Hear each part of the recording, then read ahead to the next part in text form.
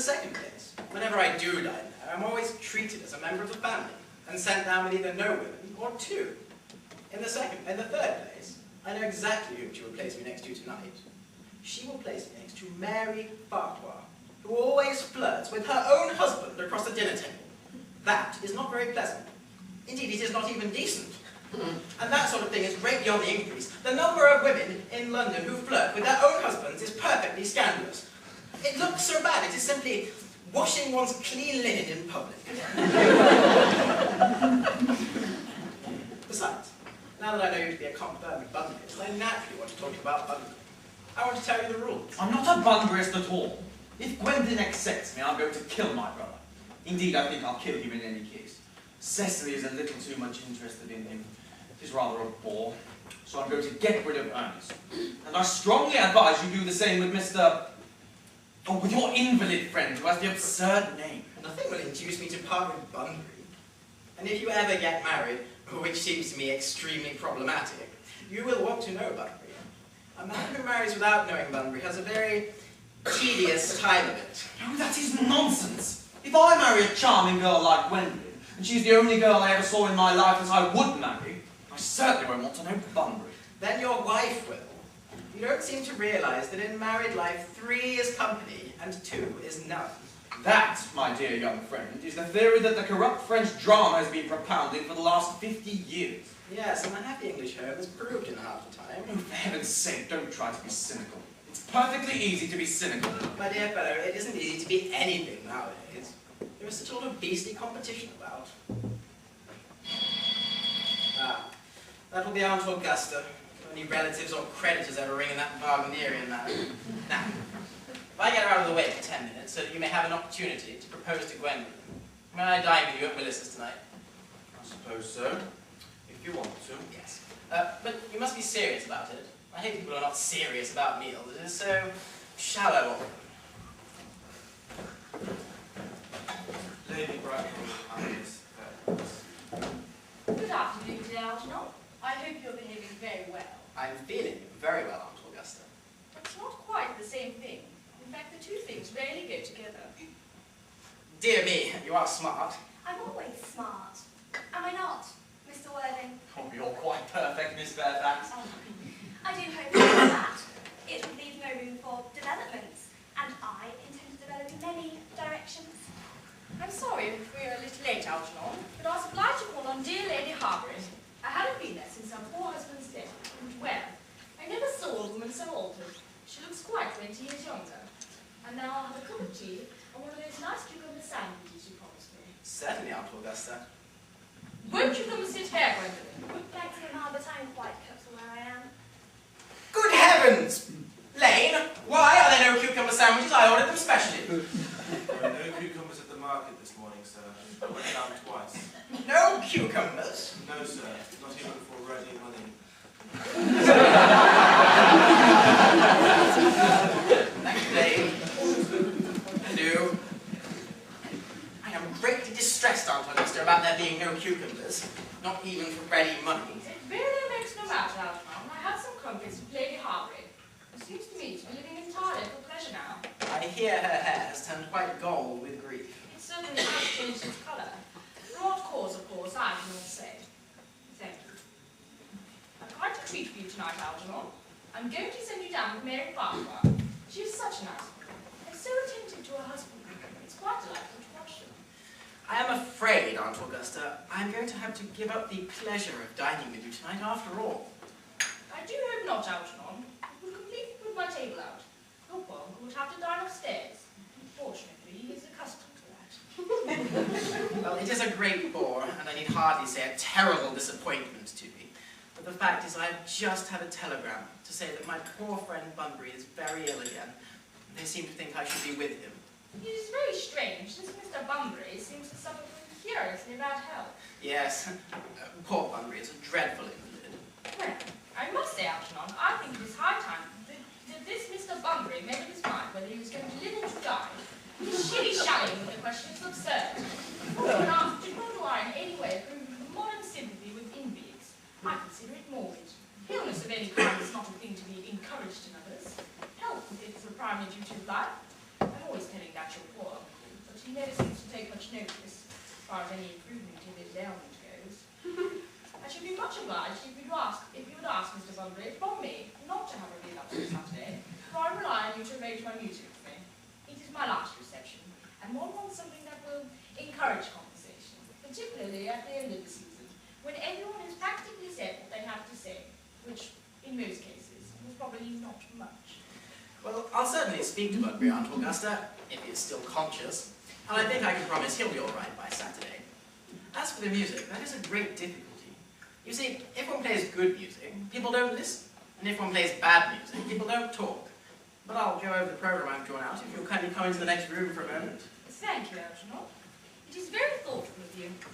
I'm sure the program will be delightful after a few explications. French songs I cannot possibly allow. People seem to think they're improper, and either look shocked, which is vulgar, or laugh, which is worse. But German sounds a thoroughly respectable language, and indeed I believe is so. Gwendolyn, you will accompany me? Yes, Mamma.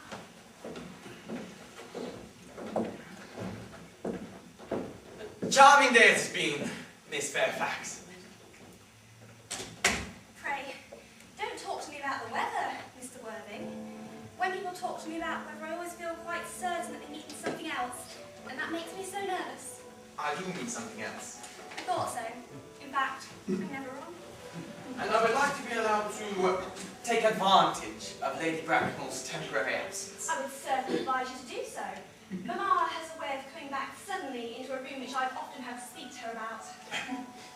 Miss Fairfax, ever since I met you, I have admired you more than any girl I ever met since I met you. Yes, I'm quite aware of the fact. I often wish that in public, at any rate, you had been more demonstrative. For me, you've always had an irresistible fascination. Even before I met you, I was far from indifferent from you. We live, as I hope you know, Mr. Worthing, in an age of ideals. The fact is constantly mentioned in the more expensive monthly magazines and has reached the provincial pulpits, so I am told. And my ideal has always been to love someone of the name of Earnest. There is something about that name which inspires absolute confidence. The moment Algernon first mentioned to me he had a friend called Earnest, I knew I was destined to love you. You really love me, Gwendolyn. Passionate. Oh, darling, you don't know how happy you've made me. My own Earnest. But you don't really mean to say that you couldn't love me if my name wasn't Ernest? But your name is Earnest. Oh, yes, I know it is. But supposing it was something else, do you mean to say that you couldn't love me then? That is clearly a metaphysical speculation. And like most metaphysical speculations, bear very little reference to the actual facts of life, as we know them. Personally, darling, to speak quite candidly, I don't much care about the name of Ernest. I don't think that the name suits me at all.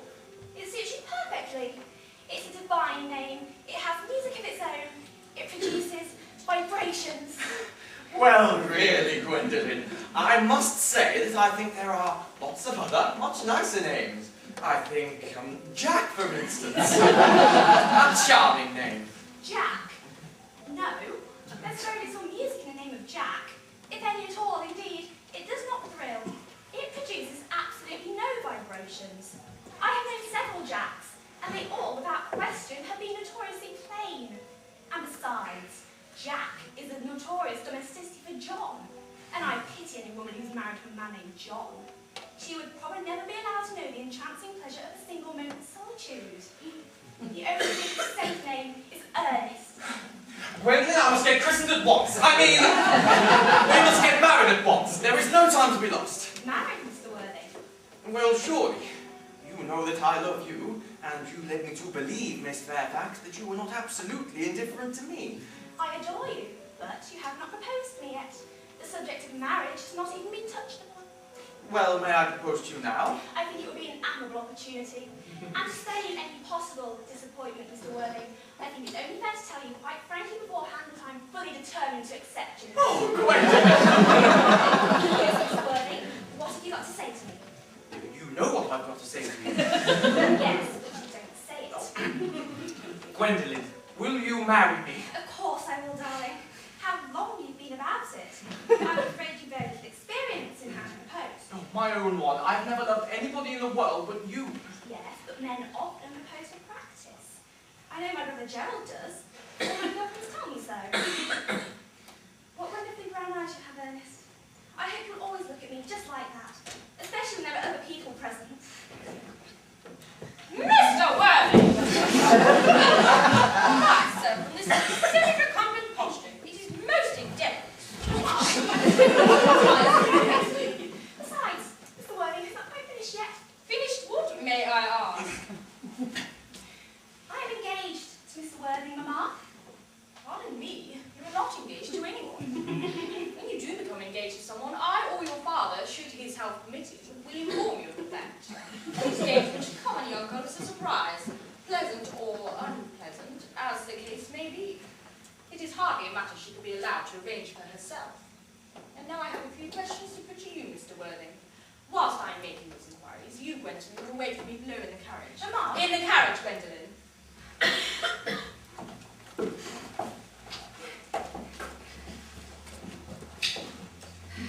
Gwendolen, the carriage. Yes, Mamma.